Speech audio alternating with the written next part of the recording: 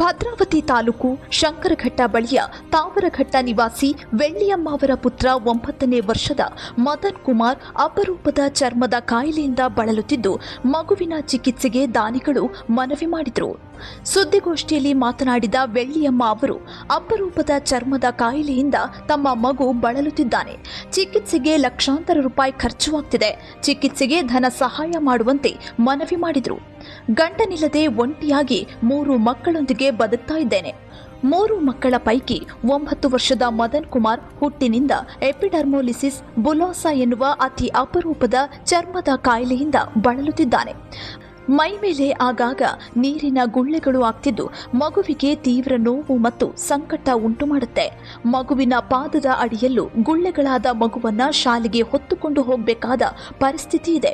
ಈ ಕಾಯಿಲೆಯಿಂದ ಮಗುವಿನ ಬೆಳವಣಿಗೆ ಕುಂಠಿತವಾಗಿದೆ. ಈಗಾಗಲೇ ಶಿವಮೊಗ್ಗದ ಮೆಗ್ಗಾನ್ ಸೇರಿ ಹಲವು ಖಾಸಗಿ ಆಸ್ಪತ್ರೆಗಳಲ್ಲಿ ತೋರಿಸಿದ್ರೂ ಗುಣಮುಖನಾಗಿಲ್ಲ ಎಂದು ತಮ್ಮ ನೋವು ಹೇಳಿಕೊಂಡರು.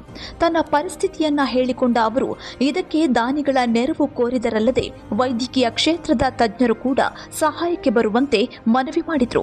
ಈ ಮಗುವಿನ ಚಿಕಿತ್ಸೆಗೆ ಉದಾರವಾಗಿ ನೆರವಾಗಲು ಬಯಸುವವರು ಮೊಬೈಲ್ ಸಂಖ್ಯೆ 8431931532 ಈ ನಂಬರ್ಗೆ ಗೂಗಲ್ ಪೇ ಅಥವಾ ಫೋನ್ ಪೇ ಮಾಡಬಹುದು.